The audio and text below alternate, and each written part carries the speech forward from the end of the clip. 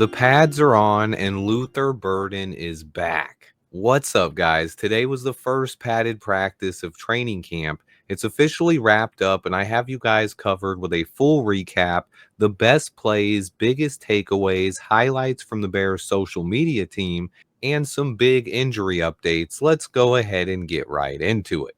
The pads were on and the intensity was ramped up.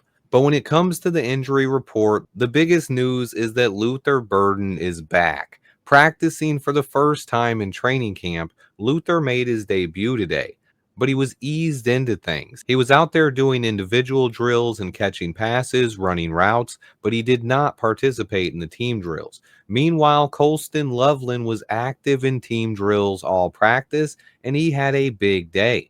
He had a couple of the best plays of practice, including a play in 7-on-7s when he went up and snatched the ball out of the air, but he also caught another long pass from Caleb Williams.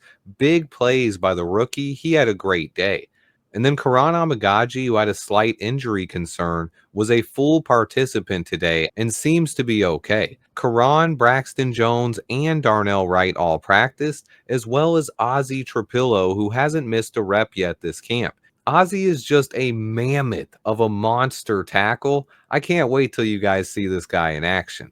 On the downside, Doug Kramer was injured late Saturday and is out with a leg injury. I'll update you guys with more when we get some details. Shamar Turner remains out with an ankle injury, and Zay Frazier is also still out of camp. He's now missed 5 straight practices. He is not hurt. He was excused for personal reasons, but both of these rookies are missing valuable reps and need to get back on the field as soon as they can. But the worst news of camp from today is that newly signed pass rusher Passanio was carted off the field today during practice. Reports are that it was some kind of hand or wrist injury. Not good news for a guy who was battling to make the 53-man roster. Hopefully, it's nothing serious. And now let's go ahead and talk about today's practice. The Bears had a very competitive day that featured the compete drills and pads. That's when guys compete one-on-one, highlighting some of the best reps, and then it was followed by 3 sets of team drills. The offense would get off to a slow start, but in my opinion, they had one of the better practices of camp. Caleb got through the day without a turnover and had multiple explosive plays during the team period. Colston Loveland, DJ Moore, and Odunze all caught touchdowns, but the biggest worry has been with Drew Dahlman and Caleb Williams still having issues with the center quarterback exchange. Ben Johnson already spoke on this and said it's unacceptable when he spoke to the media on Saturday. And here we are 2 days later, and it's still an issue. Hopefully they can get that cleaned up soon. But there have also been some false start issues, and Ben Johnson is not pleased with the pre-snap execution. It simply needs to be better. But the offense did have a lot more explosive plays today. But the highlight of the day was probably DJ Moore, who had an awesome catch downfield where he went to the ground to complete a diving or sliding catch. He had Tyreek Stevenson in tight coverage. Big play by DJ, who also got some reps at running back today. This is something I talked about in the offseason. I believe both DJ Moore and Luther Burden are going to get some looks in the backfield. We simply have too many weapons at wide receiver and tight end, and Ben Johnson will be creative and find more ways to get these talented playmakers on the field. Luther Burden actually got some reps out of the backfield in Missouri, but DJ is a very similar player to Luther. These guys are both built similarly like running backs, and they're both extremely dangerous with the ball in their hands. So when it comes to the regular season, I expect both of these guys to at some point get looks out of the backfield, especially on pure passing downs.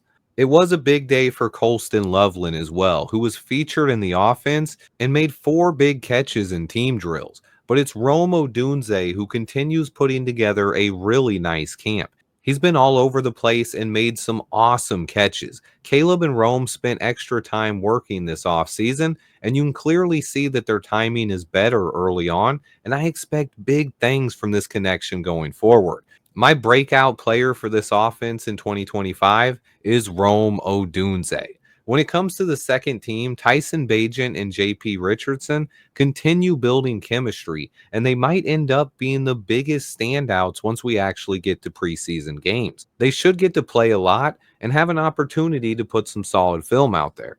Another guy who's had a good camp already is rookie running back Kyle Monungai. It's really hard for running backs to make an impression without pads, but Monungai's been putting together some solid practices. Now let's talk about the left tackle position. In today's practice, all three of these guys competing got reps with the first team. It's the first time that's happened all camp. This was the first time that Braxton Jones competed in team drills during training camp. He looks to finally be full go. When it comes to Darnell Wright, he got all of the reps on the right side, but the left tackle was a three-man rotation. Ozzy Trapillo started off the day with the starters, and he held his own during one-on-one drills. But he also got the first set of team reps and seemed to have a good day. Then it was Braxton Jones getting his debut in team drills, followed by Karan Amagaji getting reps for the final team portion. So there were three team portions, and all three of these guys ran one set with the first team. I wouldn't put too much stock into what order they rotated in today. We'll check out how it goes tomorrow. If the rotation doesn't change, then there could be some weight to it because pads are back on tomorrow. But I do believe the coaches just wanted to get all three of these guys some reps and take advantage of the opportunity. Overall, the tackles all seem to hold their own, but I still believe Ozzy Trapillo is the early favorite to win the job, although I wouldn't count out Braxton or Karan. On the defensive side of the ball, the corner rotation also continued with JJ still absent. Nashawn Wright has been getting a lot of work with the starters opposite of Tyreek Stevenson. But even more interesting today was that Nashawn Wright was out there and he had Terrell Smith lined up opposite of him for a few series. There was even a portion of practice where Nashawn Wright, Terrell Smith, and Josh Blackwell were the first string corners. Definitely something to monitor going forward. Meanwhile, Jaquan Brisker also continues having a good camp. He broke up the first play of practice and had another good day.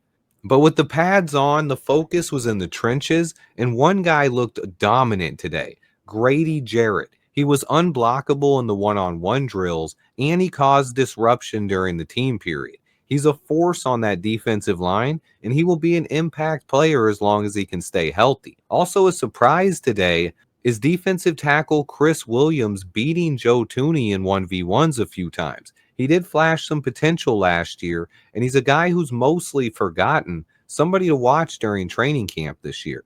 And then to end this one, we have a special teams update. As our undrafted free agent kicker Kim has hit some 55 plus yard field goals in camp, but he struggled with his accuracy. Richard Hightower was asked a great question today. I believe it was Pat the designer with the question on whether he prefers accuracy or being able to hit 58 to 60 yarders. And he dove into it. And basically, our special teams coach, he leans towards accuracy. His mentality is that anything over 55 yards is a bonus. Sure, you'd love to have a kicker that can hit those, but he has to be able to nail the shorter kicks in order to win the job. And if he could do that, then the 55 plus yarders are bonus. But right now, it sounds like Cairo's job is safe, at least for one more year. Our special teams coach would also signal out Torrey Taylor and said he worked on a bunch of different specialty punts during the offseason. He's already shown off a bunch of them in practice, and I expect our second-year punter to have a big season in 2025. Remember, punters are people too. But finally, Coach Hightower would talk about the punt return job, and right now I believe it's pretty wide open. While I do expect Devin Duvernay to win the kick return job, our punt return job is still open. JP Richardson is a guy who could surprise and make the roster and end up with that job. He was a top 10 punt returner in college last year, and he's getting some reps early on.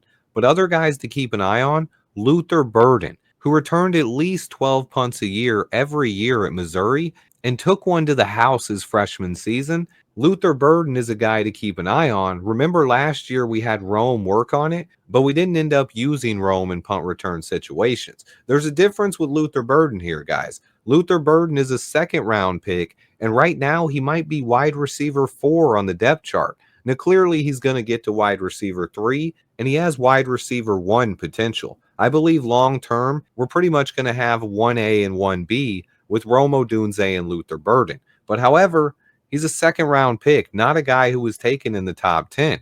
If he can return punts, I think he's very capable of winning this job. But usually, guys picked in the top 10 don't return many punts, and that's why Romo Dunze has been excluded. But we also have other options as well. Josh Blackwell, Olamide Zaccheaus, Tyler Scott, Maurice Alexander, Devin Duvernay, and Travis Homer have all spent time back there catching punts, and the job seems to be wide open as of right now.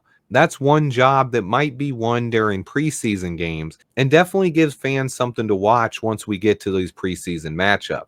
But it's great to finally have pads on. There were some good battles in the trenches today, and I expect it'll be even better tomorrow. We're only 11 days away from our first joint practice, and now less than 2 weeks away from our first preseason matchup, both against the Miami Dolphins. On top of that, football is officially back. Not only has every team reported to camp, but we also have a football game this week. The Hall of Fame game is Thursday night and features division rival Detroit Lions taking on the Los Angeles Chargers. Now, starters usually don't play in this game, but it does mark the official return of football for 2025.